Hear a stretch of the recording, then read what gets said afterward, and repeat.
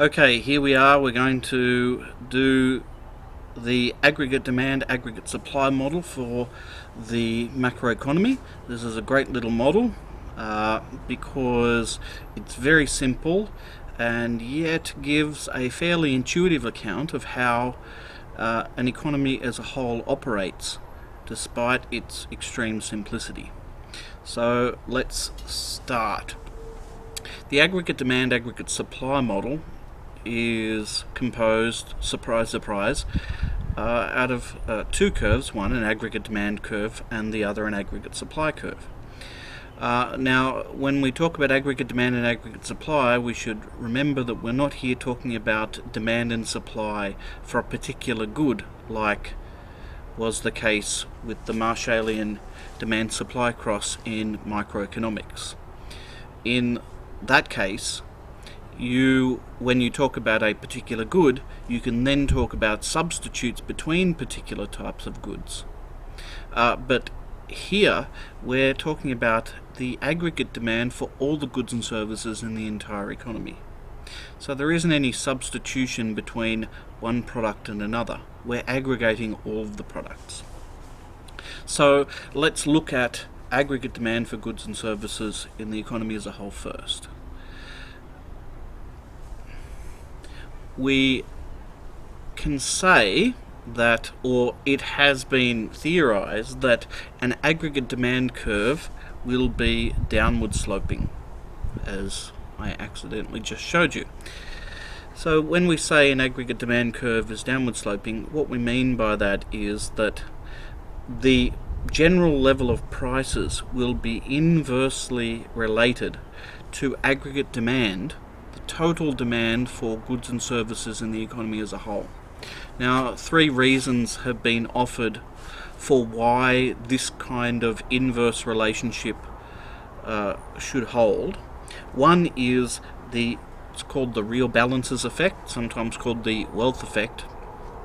And it says that when the general level of prices in the economy rises, consumers, households, feel less wealthy. They have the same amount of money in their pockets, the same amount of money in their bank accounts. They're getting paid the same amount.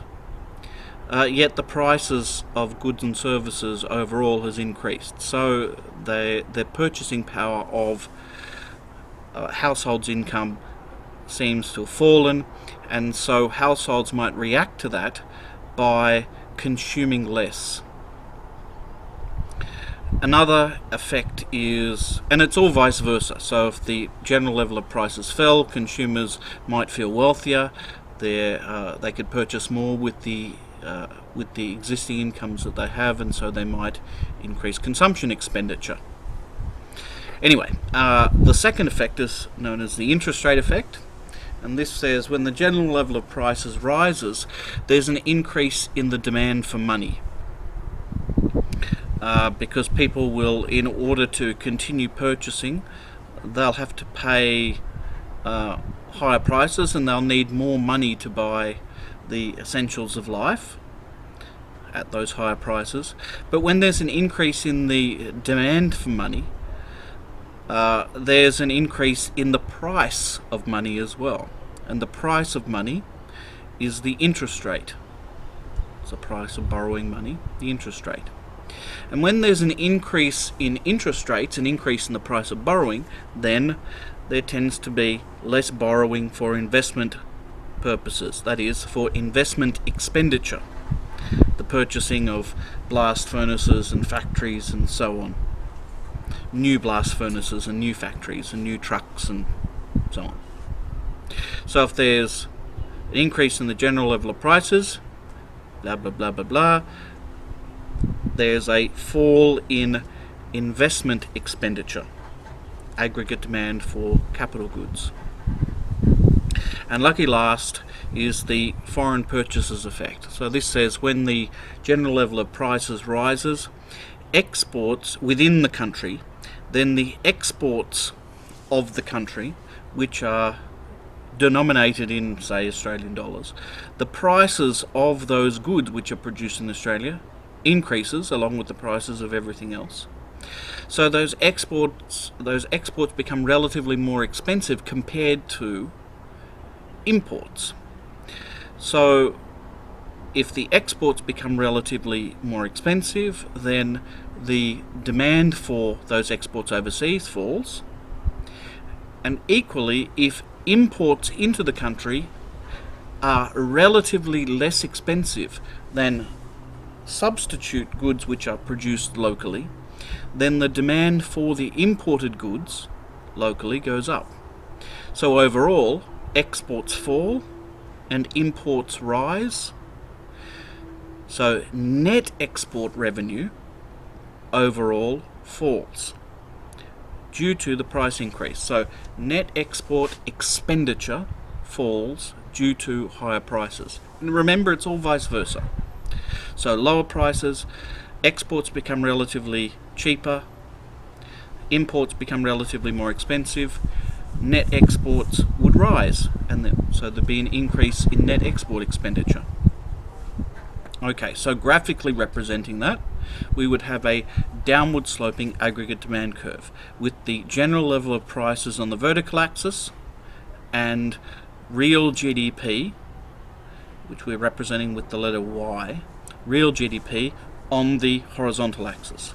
So we can see when the general level of prices rises, due to the real balances effect, the interest rate effect, and the foreign purchases effect,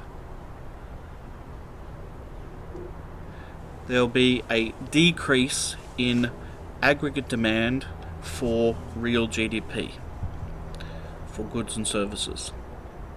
So we would have a downward sloping aggregate demand curve.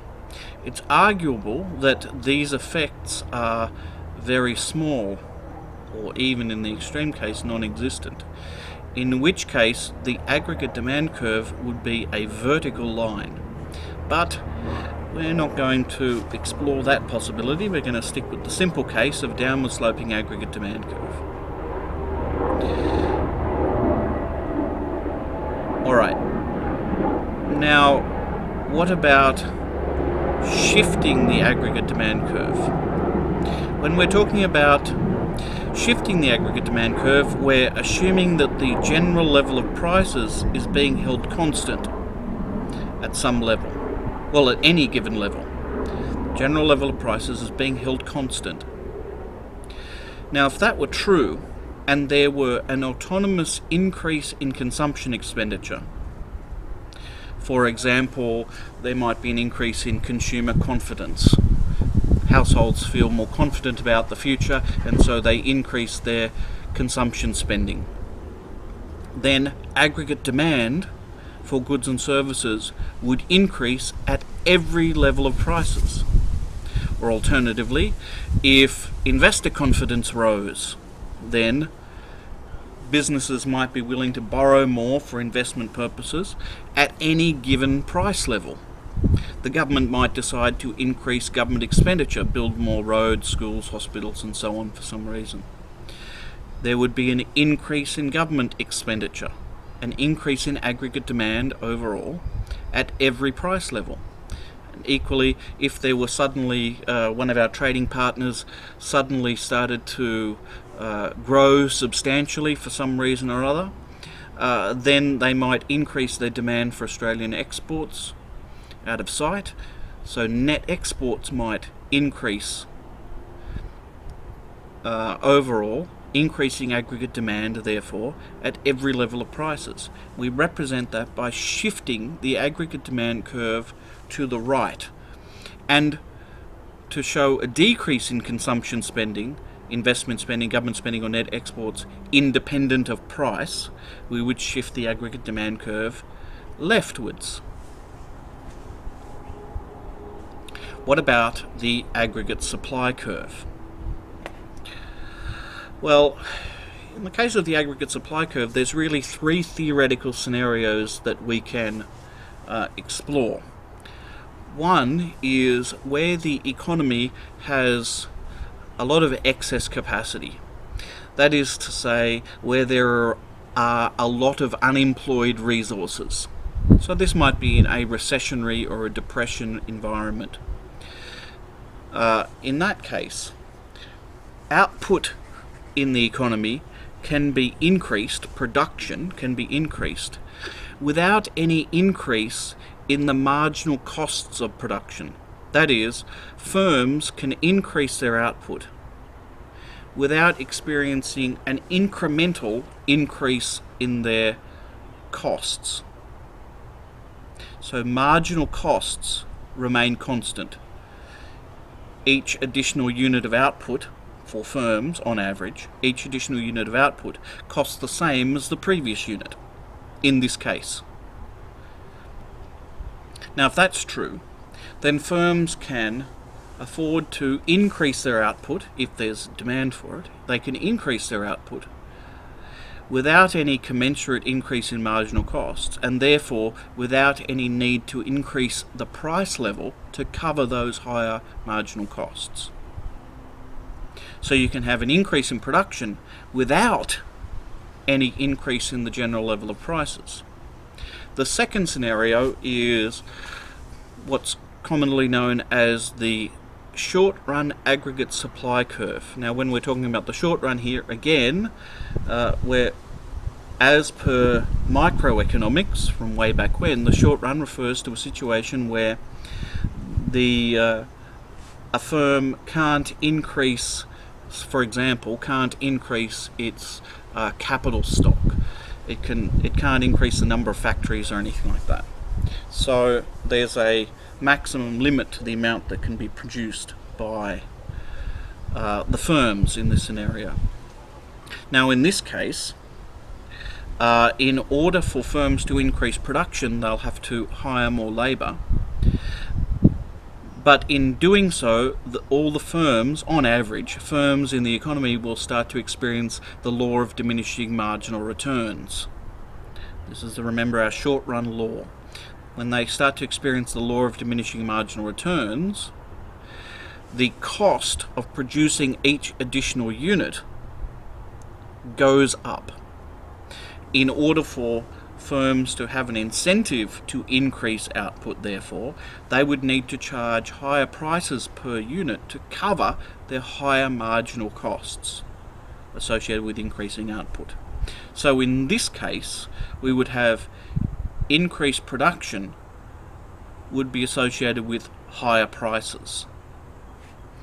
And lucky last, we've got the long run scenario where we say that output or production settles in the long run, settles at a full employment level. That is, there's no tendency or capacity to increase output beyond that full employment level. The only thing that can change is, if there's an increase in demand, is that prices will get bid upwards, but there's no increase in output in response. Output will gravitate to the full employment level. Bear in mind, full employment here doesn't mean no unemployment. Full employment means that there is only natural unemployment. Natural unemployment being frictional and structural unemployment. So let's graphically represent these three theoretical scenarios. The first one, you'll remember, is the excess capacity scenario. And that said that firms were able to increase output, they could increase the quantity supplied to the market as a whole, without experiencing increases in marginal costs, and therefore could increase production without having to charge higher prices. So we can represent that by a flat aggregate supply curve. So output can be increased without prices rising. The second scenario was the short-run aggregate supply curve. Now remember, the short-run aggregate supply curve was a situation where, well, the short-run aggregate supply curve just doesn't go straight upwards, 45-degree line. It becomes steeper and steeper because presumably in the short run there is some absolute maximum capacity where literally all resources are being used up. are being employed. Can't produce more than the maximum number of resources available. So I'm just indicating that here. So there will be the aggregate supply curve, short-run aggregate supply curve, will asymptotically approach the maximum productive capacity level of real GDP, where all resources would be employed. Anyway, so to increase output, firms would start to experience bottlenecks. That is, or in our terminology, they'll start to experience the law of diminishing marginal returns. So in order to continue to get output to increase, firms will start to experience higher marginal costs. And to cover those higher marginal costs, they'll need to charge higher prices. So we get increased output at increased prices along this aggregate supply curve. So that aggregate supply curve is representing that relationship or that story. And lucky last, we've got the long-run aggregate supply curve.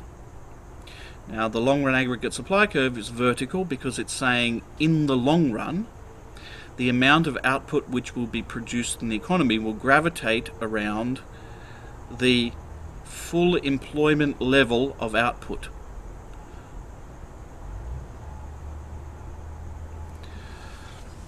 So the full employment level of output is where there is only natural unemployment. There is no involuntary unemployment. There's only frictional and structural unemployment. So the only variable in this case that can change is the price level. Prices can rise, prices can fall in the long run, but the aggregate level of output wouldn't change. So the story goes. Alrighty, but what about shifts in the aggregate supply curve? We saw shifts in the aggregate demand curve and why that might occur. What about shifts in the aggregate supply curve? Well, the short-run aggregate supply curve can shift up or down due to the following factors. One is the prices of the resources might change. Now, what's particularly important here is nominal wages, that is the price of labour. Nominal wages here means the money wages, that is the money you get paid, that get put in your pocket or into your bank account. Not taking account of inflation, just the cold hard cash. Then there's imported capital equipment, the prices of imported capital equipment. That can cause changes to the aggregate supply curve. It can change the cost of production, and the prices of natural resources such as oil, of course, can affect the aggregate supply curve by changing the cost of production. Notice these are all affecting cost of production. They're not really about output, they're just about the cost of producing some level of output.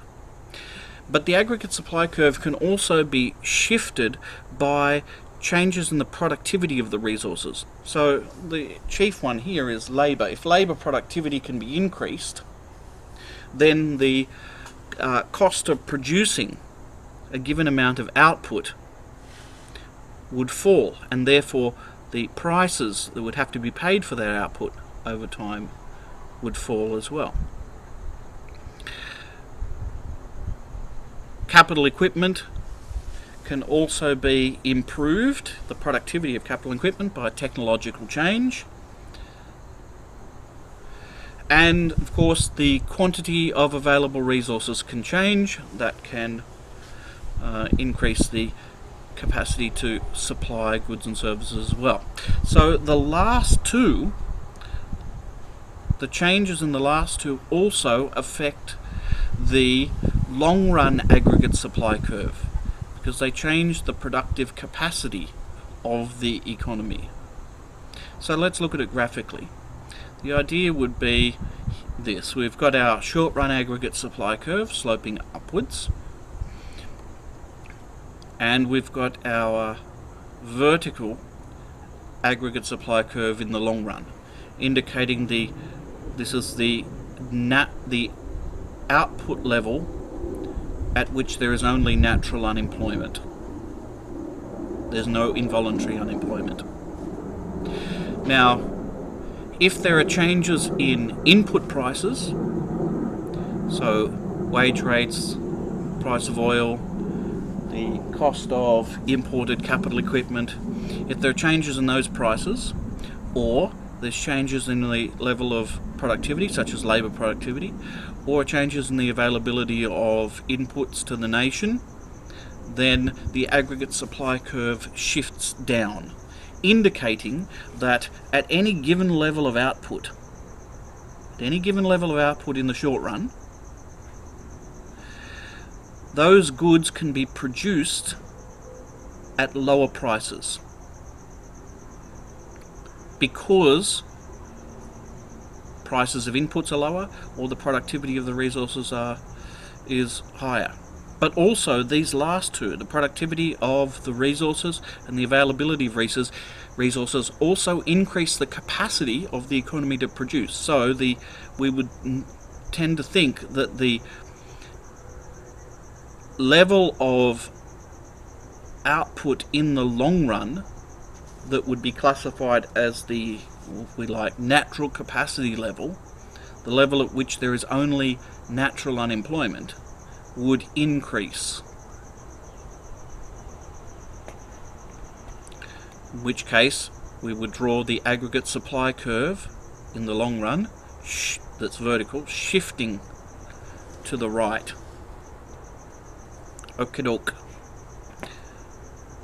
So that's that for the aggregate supply curve. Alright, so let's put the aggregate demand curve and the aggregate supply curve together, and we've got our simple aggregate demand, aggregate supply model of the macroeconomy, which we can try and use to explain phenomena.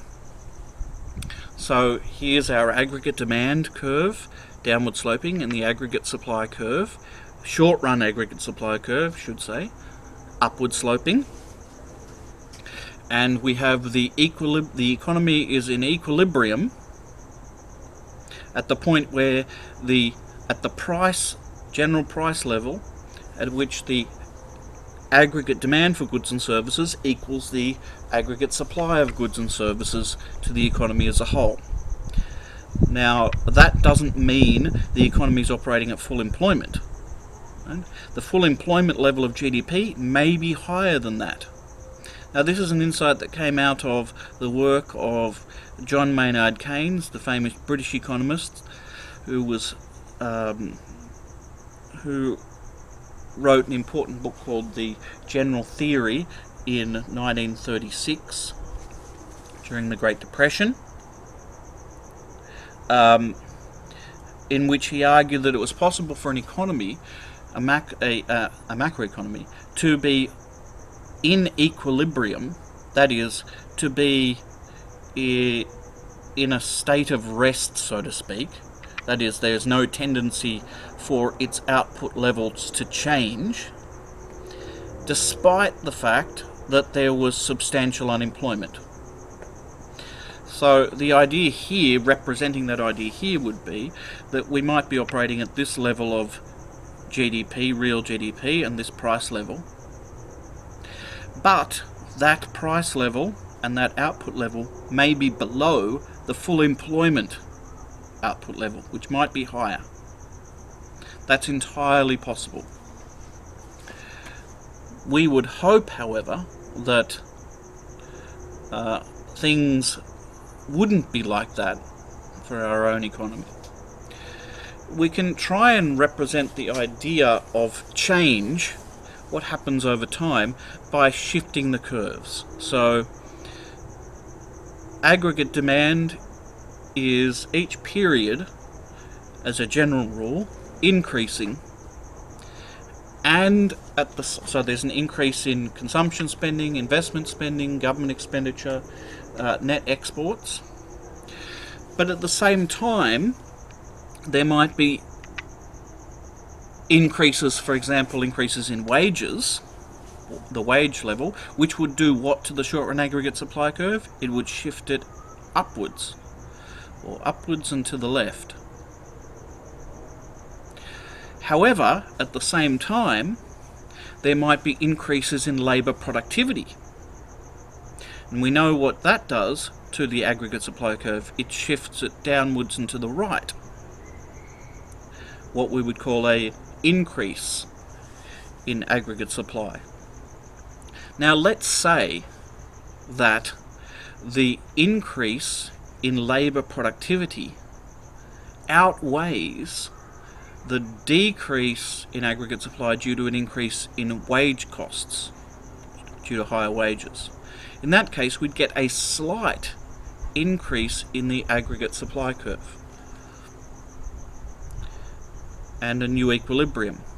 And we might say, hopefully then, we will have moved to the vicinity of the long-run aggregate supply curve where the unemployment remaining is only natural unemployment. Now, of course, the economy doesn't stop there because aggregate demand goes up. There's increases in wages, but hopefully increases in labour productivity and technological change that outweigh that. So, real GDP, but also prices increase to the new equilibrium level. And then increases in aggregate demand, increases in the aggregate supply curve. Right, these changes in labour, remember the changes in labour productivity and technological change start to shift the productive capacity of the economy. So the aggregate supply curve shifts to the left. Hopefully we're increasing the short-run aggregate demand and supply curves to meet that long-run aggregate supply curve so that there's only natural unemployment, and so on and so forth. And so what do we start to see over time?